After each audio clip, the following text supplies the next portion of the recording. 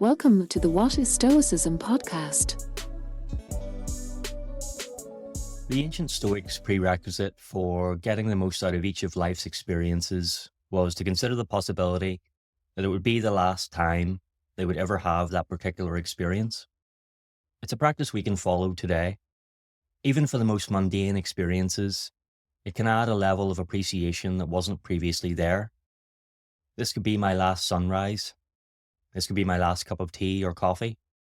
This could be my last interaction with my friend, family member, or pet. If it truly was the last time you were experiencing any of these things, and one day it will be, how much more attention would you give it? How much more would you savor it? In A Guide to the Good Life, William B. Irvine says that this last time contemplation awakens us. Quote, "By contemplating the impermanence of everything in the world, we're forced to recognize that every time we do something could be the last time we do it. And this recognition can invest the things we do with the significance and intensity that would otherwise be absent. We will no longer sleepwalk through our life." End quote. In a funny way, seeing things as if for the last time also helps you simultaneously see them as if for the first time. Thinking about how you need to make the most of this fleeting experience, whether it be a hot beverage or a talk with a loved one, summons the fresh enthusiasm and wonder you felt when you first realized that this was something you liked to do.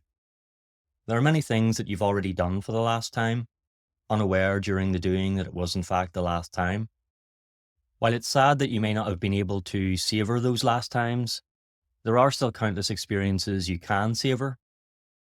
Could today be the last time you read an email, write a journal entry, listen to a podcast? As the Roman Stoic Musonius Rufus put it, it's not possible to live well today unless one thinks of it as his last. Related to these last time contemplations, we might also think more specifically about the abilities we currently possess. In another of his books, The Stoic Challenge, William B. Irvine describes negative visualization as the habit of having flickering thoughts about how our lives and circumstances could be worse, to allow us to conclude that things, as they are, aren't so bad. Irvine offers several example exercises to show how negative visualization works in practice. Two of these are as follows. 1. Close your eyes for a few seconds and imagine that you have lost your colour vision. Try to imagine a shades of grey world. Now open your eyes and inspect your environment. You will likely do so with an altered state of mind. You will start to see, really see, the colours that you've been seeing all your life, and you will likely be glad to see them. The second exercise is to imagine that you're not just colourblind, but blind, period. Imagine that you live in a world of darkness, in which you never see a rose or the face of a loved one. Or instead of simply imagining it, why not live it for a while? As an extension of this exercise, close your eyes and see how long you can keep them closed.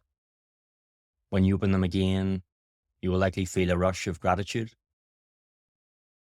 If you do happen to be blind, you can still benefit from negative visualization by imagining that you've lost your hearing or that audio recording technology hasn't yet been invented. We can take our exercises further still by considering the communication challenges faced by those who have lost their ability to see or hear. Indeed, rather than merely thinking about it, it's worth actually trying out some of the gestures of a sign language to appreciate what it takes to communicate in this way.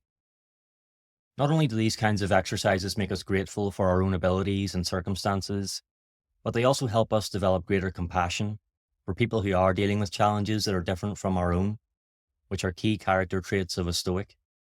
After all, there will be a last time that each of us gets to use the abilities that we're currently grateful to have.